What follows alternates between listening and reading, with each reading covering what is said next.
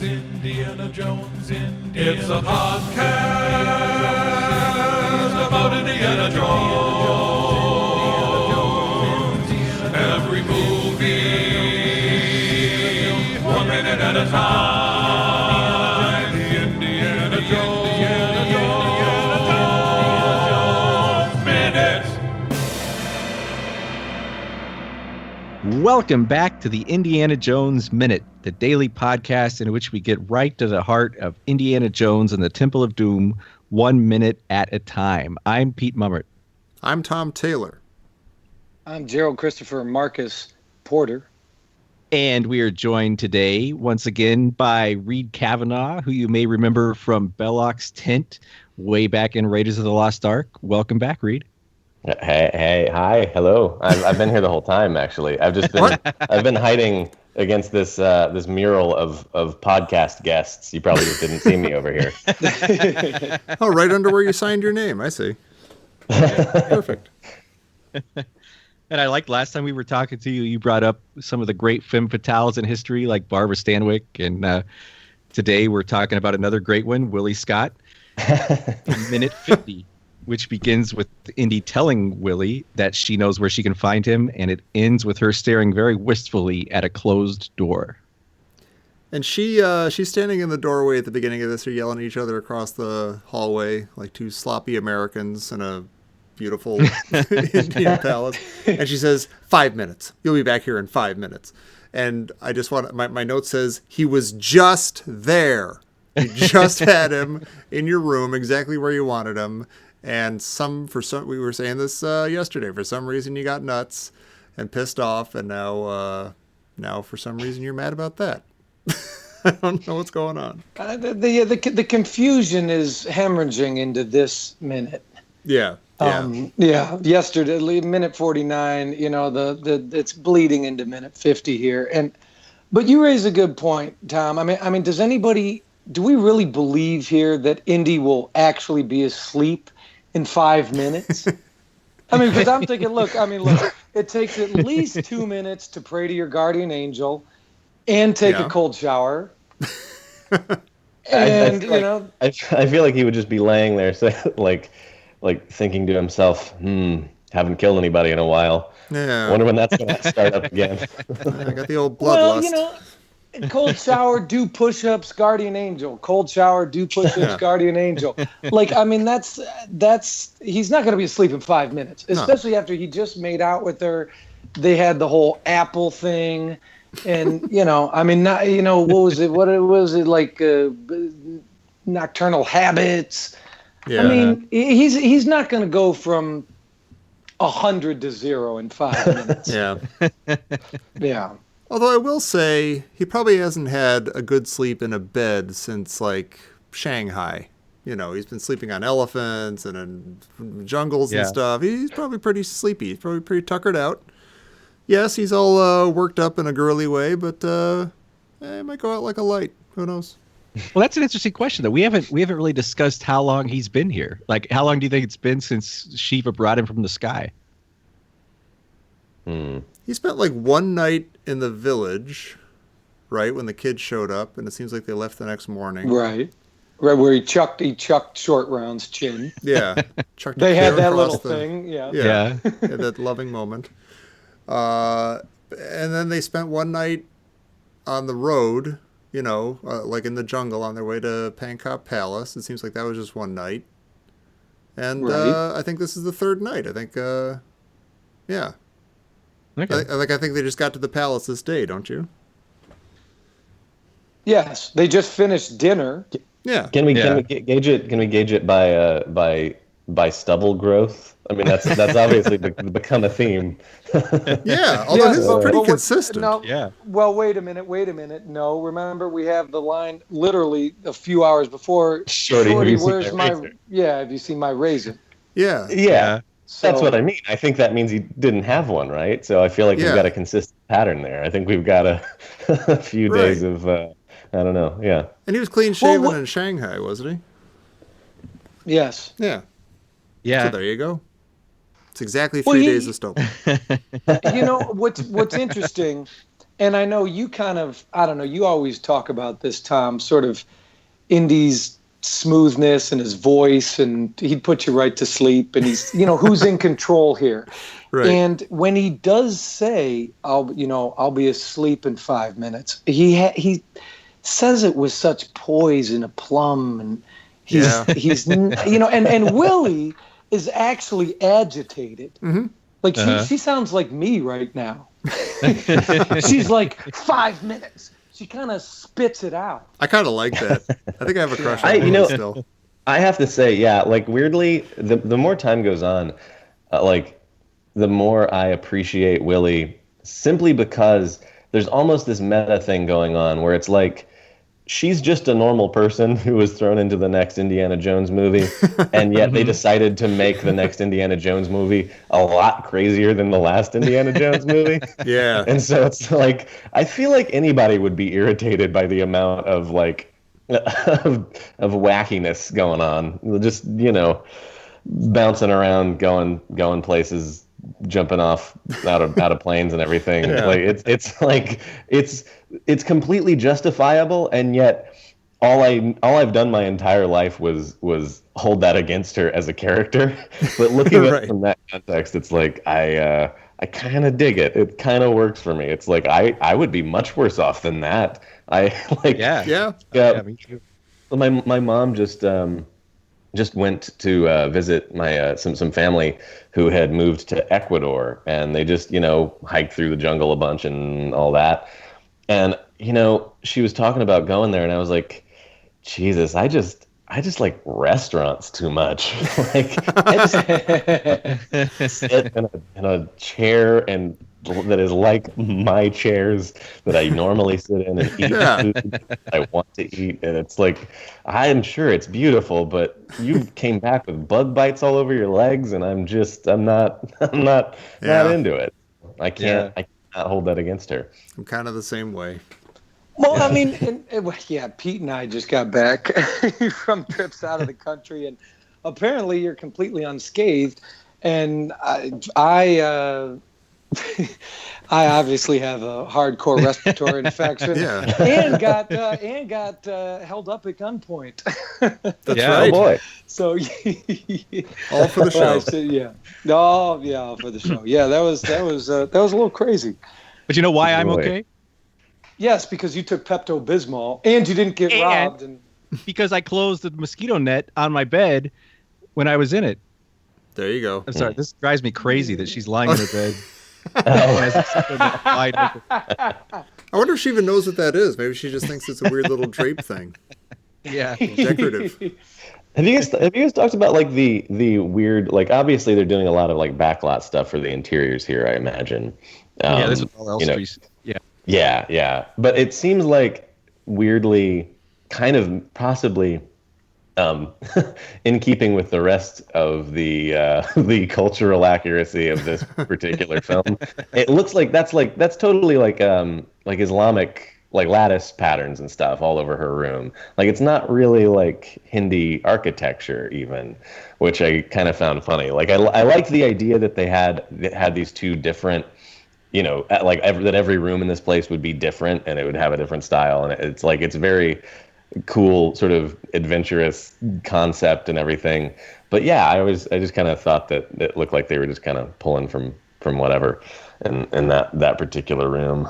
Well, because Northern India's there's some interesting history going on, and there are actually some of the little kingdoms, some of the little Maharaja kingdoms up there. Some of the family members would be Muslim and some of them would be Hindu. Huh. Like there was a lot of mixing and matching kind of going on. And they would often they would take on the religion of, whoever was ruling at the time, but like wives and new family members would be the other religion. And because they're kind of up there on the border with Pakistan, well, what is today Pakistan, but was then still India.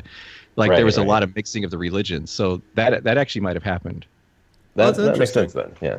That is. I had the same thought as Reed. I was like, I don't pretend to know anything about the architecture or anything. But I was like, oh, that lamp in Indy's room, I could see that in the imam's house in Cairo. Mm-hmm. That would like absolutely fit in there.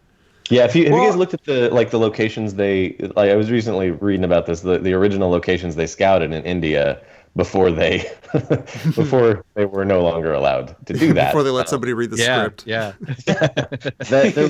It really would have been.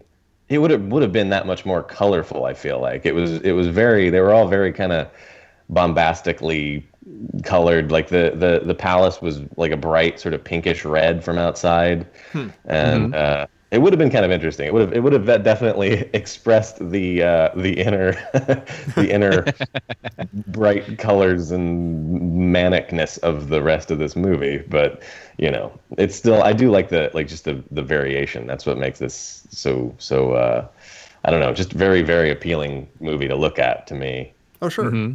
Yeah, I feel like these are some of the best sets in the movie, probably, now that I think about it. Oh, Like, yeah, I these was- sets are gorgeous. Yeah, I was not totally sold on like the Club Obi-Wan.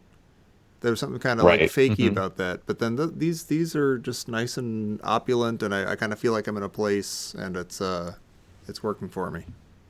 Yeah, and like everything from like the paintings on their walls are just spectacular. And we'll get to the one in Willie's room, I think, next minute. But the murals in Indy's room are gorgeous, and they look like someone put a lot of work into those, and they look sort of like WPA era stuff here in the U.S. But they're cool because they look like they tell the story of what's going on at the palace in history. But it's funny because all the guys in the painting look like they're wearing fake mustaches and beards, kind of like the guys at dinner did. That's actually really interesting. I want to see, Pete, I kind of want to see your place, but with murals of your own life. like here's Pete as like a kind of like a skateboarding dude when he's 11 with like his hair swooped down, covering one eye. Playing Street Fighter 2 with Jer. Yeah, I'm playing Street Fighter. Well, we actually talked about the music, specifically. We talked about it last minute, and in the beginning of this scene, it sort of starts out with a titillating palace mischief. And it's a little similar, interestingly enough, to the spiders plinking theme from the cave in Raiders, a little bit. But then at second 40, the music turns into sort of a palace primp mischief. Right. I was going to say I would call it perhaps a sexual frustration rumpus. I don't know. Oh, Totally. yeah. I have the word bolero-esque written down. That's what Yeah. this music is. Yeah. I see But I mean, Dudley it's Moore kind running of- on the beach. Sorry. It's almost like it's like a sexual anti-fracas. Yeah. Yeah. Or almost like an anti-rumpus is we're all talking about the what hasn't happened. Yeah. Yeah. So It's a failure Oh, man. fracas. That which you said, I thought to myself, this has been, it's been Reed, you mentioned, this has been probably very stressful for Willie. She's a regular person and she's thrown into this whole mix, and Indy hasn't slept in days, and he was kind of agitated at dinner. Had they maybe had sex, maybe everybody would have chilled out a little bit. Maybe. I don't know. Yeah, I'm just saying. Yeah. I don't Well, know. anyway, both of them. I do have to say, I was just gonna say this movie is a wonderful piece of affirmation for a young man who thinks that Indiana Jones is the coolest person who's ever existed, because it gives you it proves that even the coolest person does that thing where they fix their hair and then try to lay on the pillow nonchalantly in a way that doesn't mess up their hair when they're getting ready for a date. Yeah.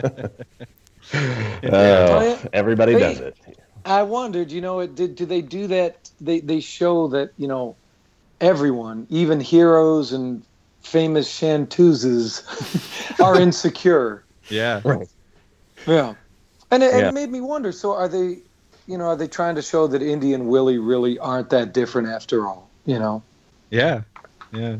Yeah. I mean, it's the ultimate, I think it's a kind of a continuation of the idea of Lucas and Spielberg being both obviously it's not that they're just pissed off, which is what like Lawrence Kasdan always says about this movie. He says it's just nasty and they're just angry. They're both divorced and they're just mean.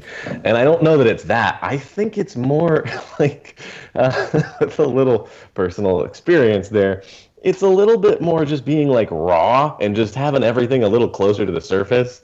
And so this idea that you would be reserved and have all your scenes keeping your cool guy cool and not letting your cool guy not be cool for a minute is a very Raiders-y thing to do. And yet in this case, it's like, you know what? Just just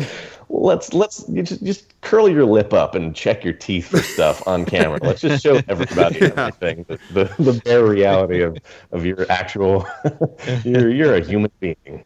Yeah. And I like that. I like that about this movie a lot. It's just, dumb stuff. There's a lot of just cool people doing dumb stuff. It's kind of... That's what I look for in a movie.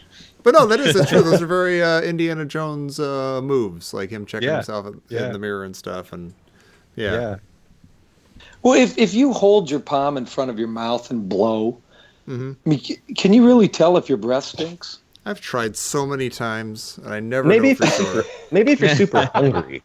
Like maybe they just know that they have terrible breath after whatever dinner or non-dinner they had, and they're just like kind of can't stop smelling it, Yeah, is Indy like, oh my god, I smell like chilled monkey brains? Yeah, really. What am I gonna?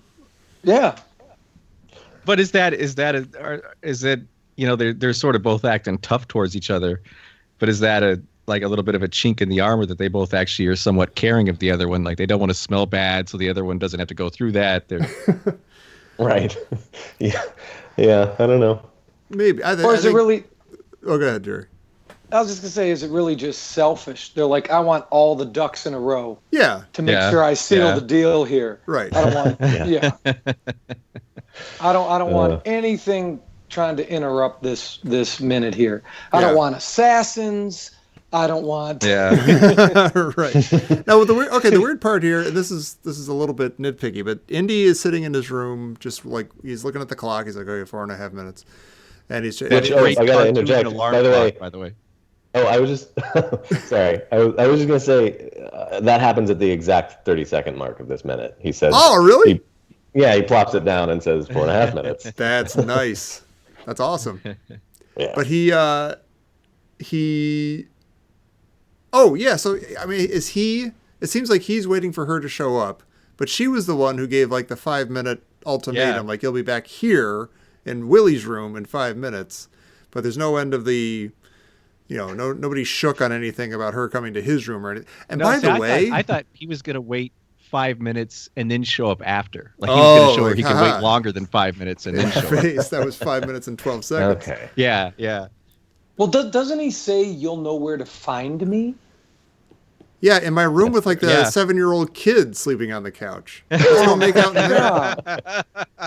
What is going on?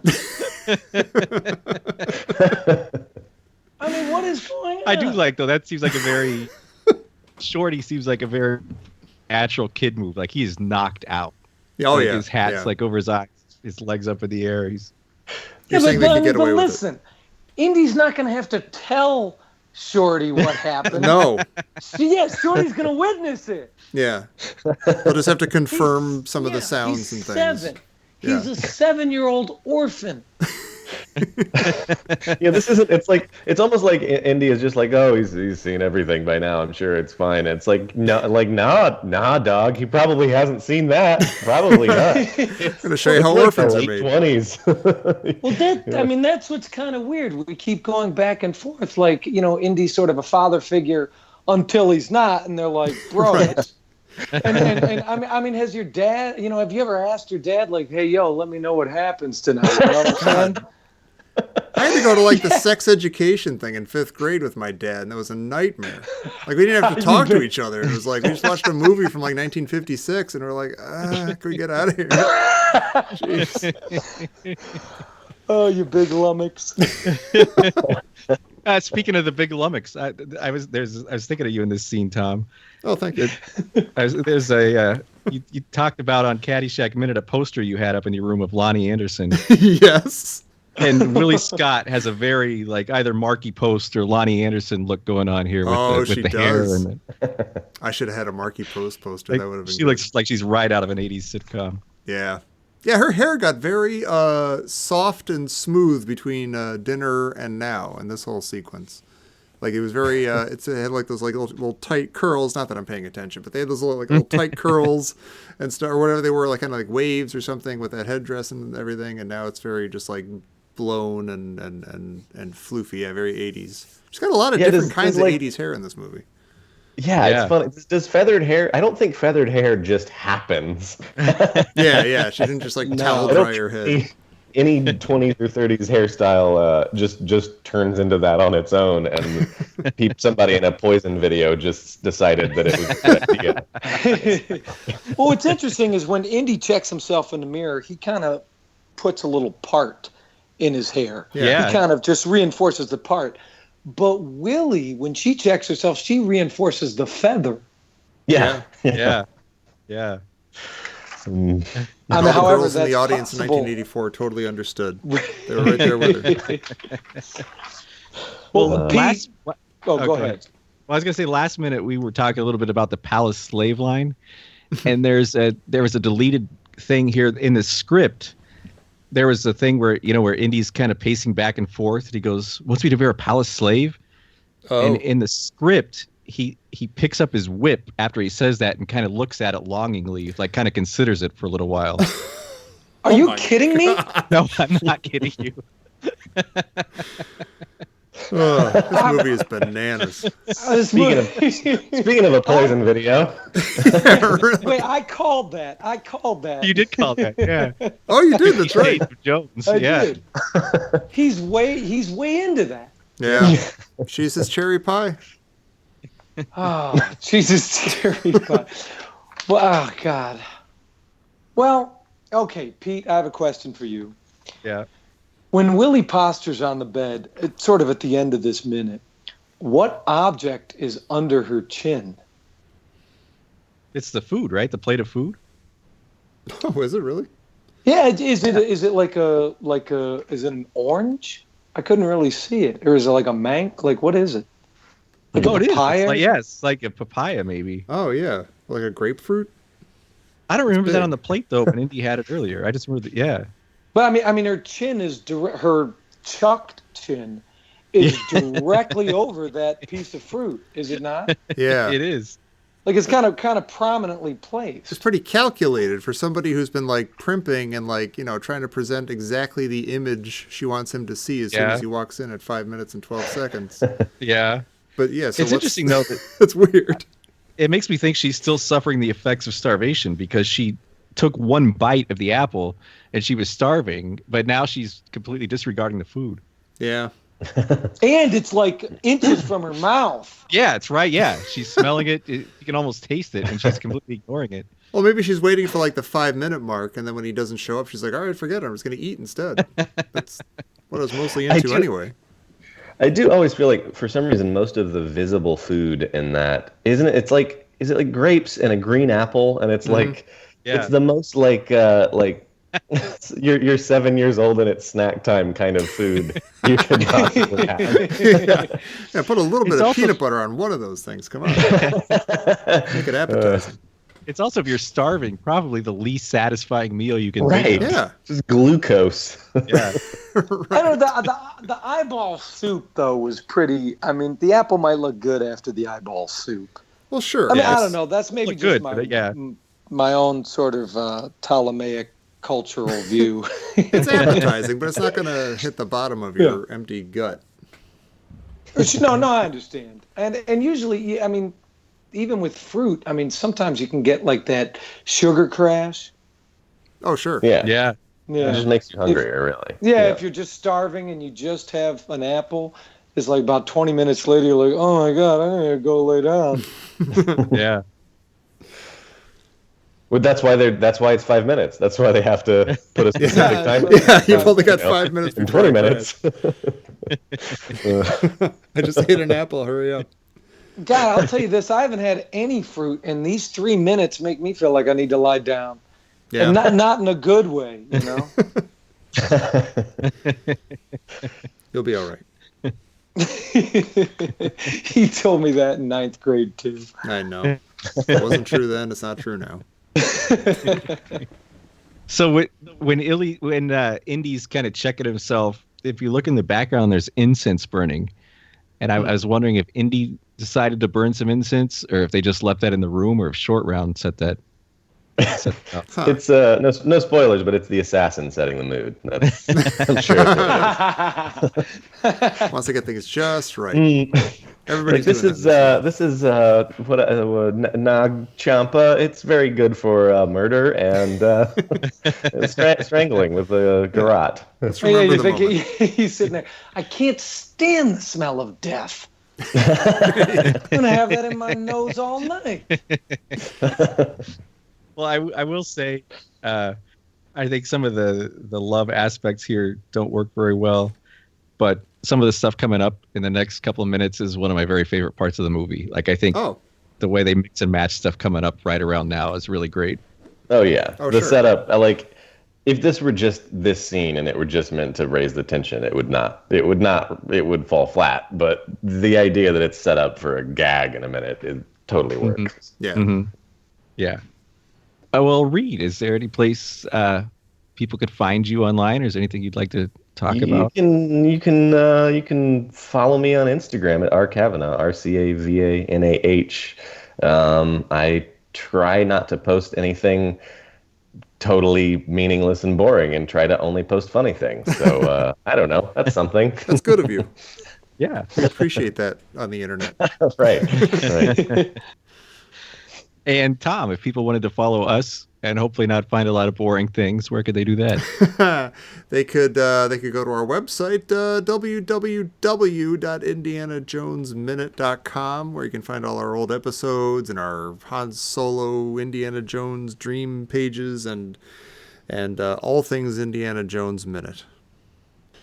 Oh, and find us on iTunes, for crying out loud, and leave us a nice review. Tell everybody how much you like us, assuming you like us. Yeah. And if you don't like us, we're not sure why you're listening. Yeah. What's the matter with you? But yeah. But yes, please, that helps us a lot if you leave us a review. And after you do that, you can join us back here Monday for minute 51 of the Indiana Jones Minute. I just checked. My breath smells. I held it up. It worked. Science. I'm clear. I don't know what you guys are talking about. Good for you.